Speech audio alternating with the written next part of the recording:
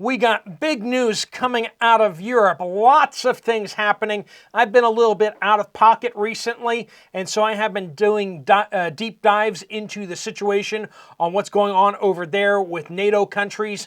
But we have a lot of updates we need to talk about. We got the CIA director from the United States doing a secret trip over to warn President Zelensky and potentially threaten him a little bit as well.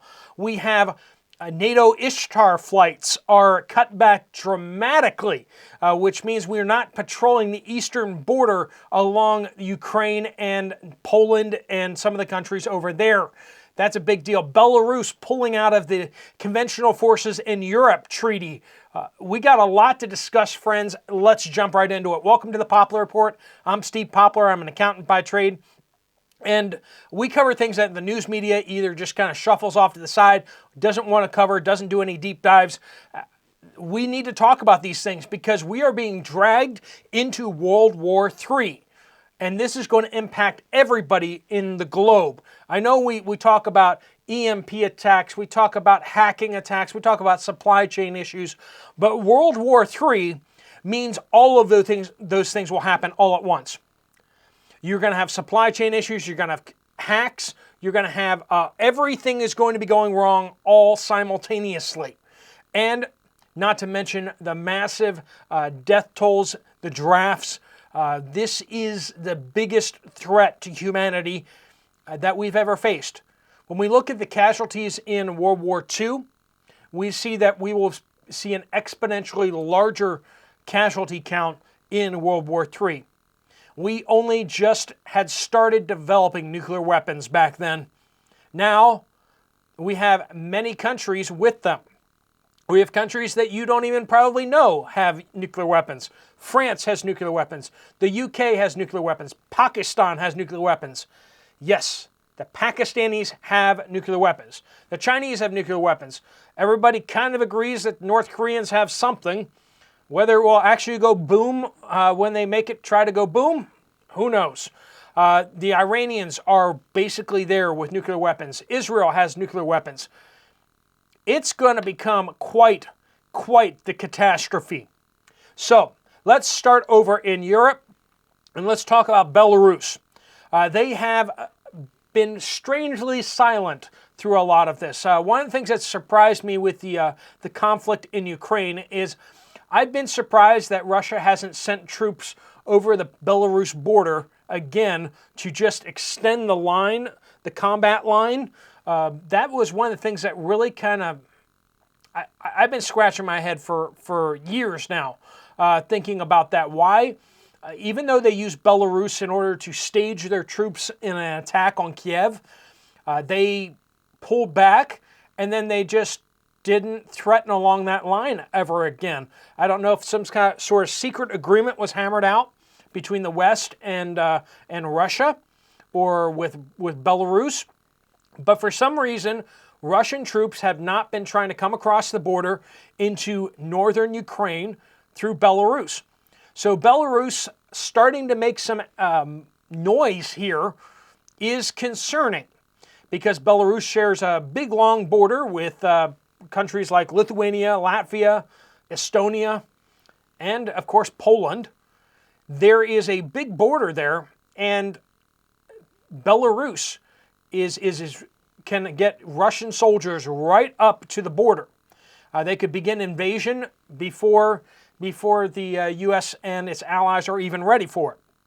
So watching Belarus, it's very critical of what they're doing, why they're doing it, how they're doing it.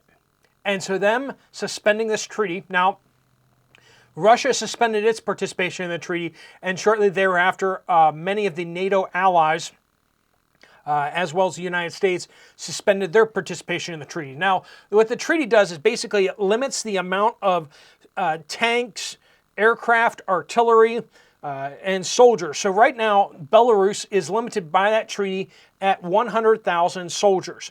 They can't have more soldiers than that. And then there you go through all the little information here and there about how many tanks, how many pieces of artillery, all that kind of stuff. They have said, if everyone else is quitting this treaty, we're quitting it too.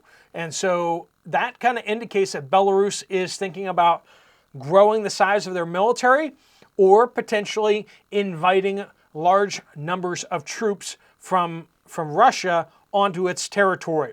Any way that you shape it, that is definitely not good. Now, at the same time, we're also getting word that NATO has suspended its Ishtar flights. Now, that's, I'm not sure how to pronounce that. That stands for Intelligence, Surveillance, Target Acquisition, and Reconnaissance. So these flights often fly right along the border between NATO and other countries like Russia, Ukraine, and Belarus, of course. But these flights have been severely curtailed. They're not flying as many. Now, what these aircraft are often doing is mapping the battle space, so making sure that any kind of updates, new buildings are being mapped so that when there is a conflict, the soldiers on the ground as well as the commanders have a very, very in-depth understanding of the terrain. They understand what the exact geography is. They understand sight lines. They understand what buildings are where, what could be used for defensive purposes or offensive purposes. And so having all that, and then also the vehicles. What are the local vehicles looking like? Because maybe you want to have military soldiers riding in civilian vehicles to escape notice. With these type of flights tracking all the different vehicles and everything like that out there. Also practicing targeting of vehicles. So even though they may not see military vehicles out there, they can practice targeting civilian vehicles and making sure that process moves smoothly, where they can identify a potential threat. They can then practice linking it to an asset that is going to attack that target, and making sure, of course, there is a command and control function in there too, that is someone who has the authority can make the decision whether to attack it or not. So we have those flights dramatically down. A lot of it is due to maintenance. And we've been talking about this with the F-35, that the F-35, not only is the United States switching most of its aircraft over to F-35s, stealth fighter jets, stealth multi-role jets. They're bombers that can't carry bombs. They're long-range fighter interceptors that can't carry fuel. And you start going through these things. They're all-weather interceptors that can't fly in all weathers. They can't fly through clouds. They can't fly through large moisture. They can't fly during daytime, preferably. They're supposed to be up at nighttime.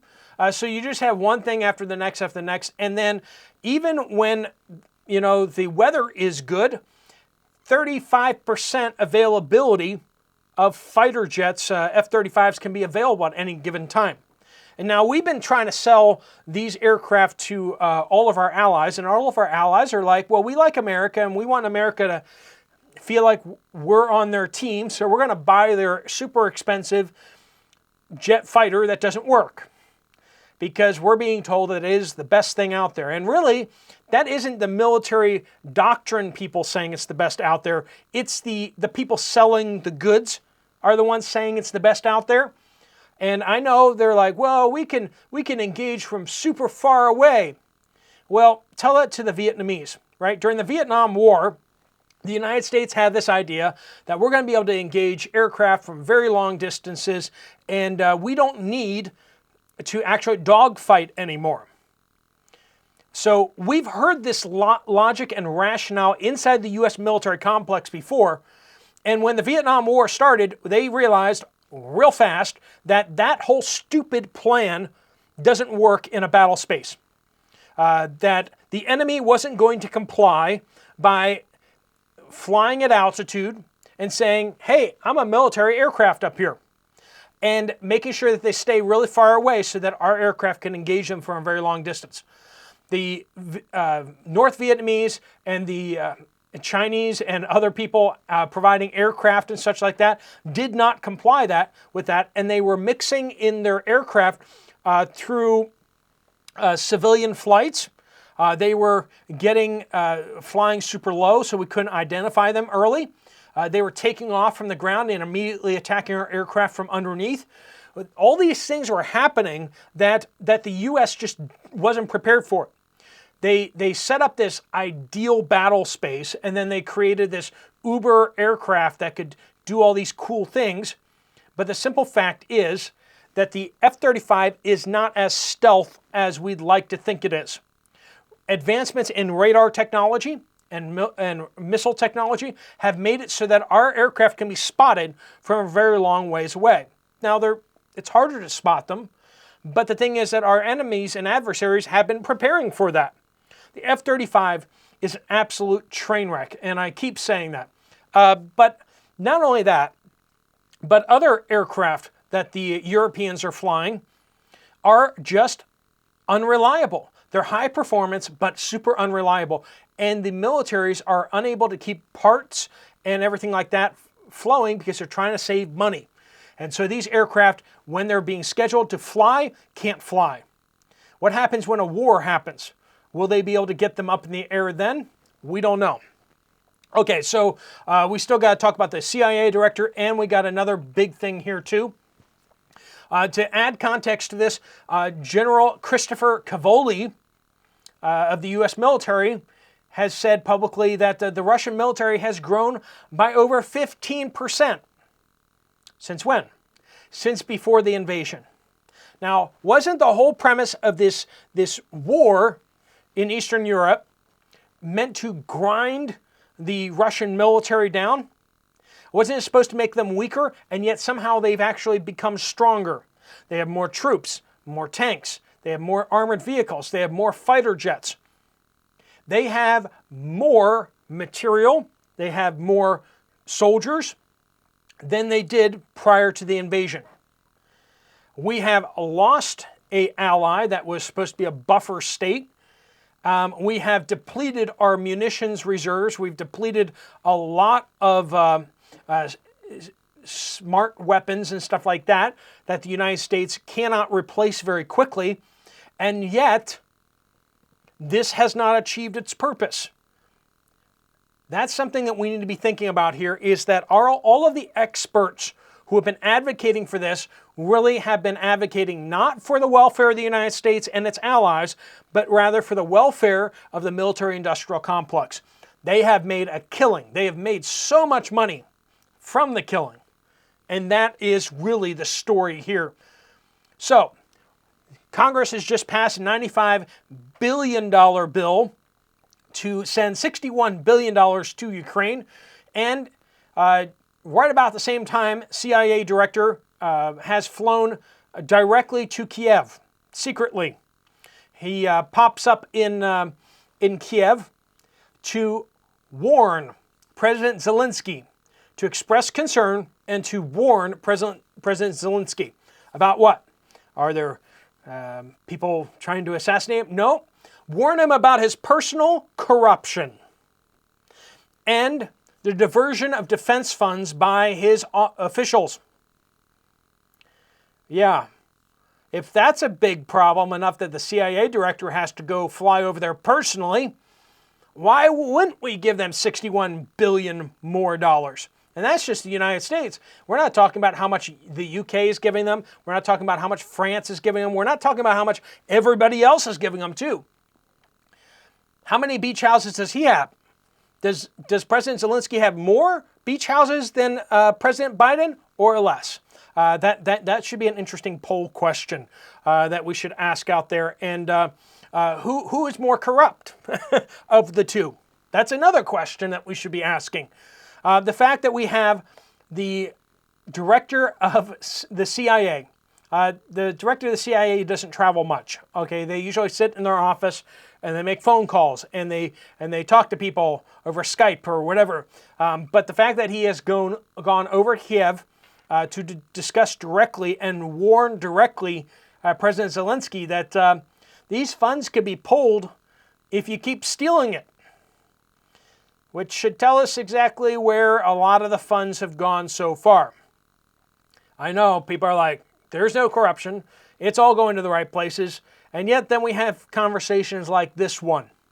Friends, the whole eastern part of Europe is on fire, and we may be able to hold on to Poland, right? Between the Polish military taking things much more seriously recently, and with U.S. troops stationed in Poland and Allied troops stationed in Poland, we may be able to hang on to Poland if Russia and Belarus turn their guns onto it. But when we start talking about Estonia, Latvia, and Lithuania, I don't think that we can hold on to those states. I don't think that that's going to be a very easy proposition. If they get attacked, there's only so much land between them and the sea that they could be overwhelmed fairly quickly. And I think a lot of the countries that I just mentioned are starting to realize that, and they're not liking that. But yet that is the situation. These small countries could be overwhelmed, and Russia has expressed an interest in taking them back. And so there are U.S. troops in those areas. They would be a tripwire, that if they were killed or captured, that would be infuriating to the United States. They are NATO allies. They are NATO members, much to the anger of Russia.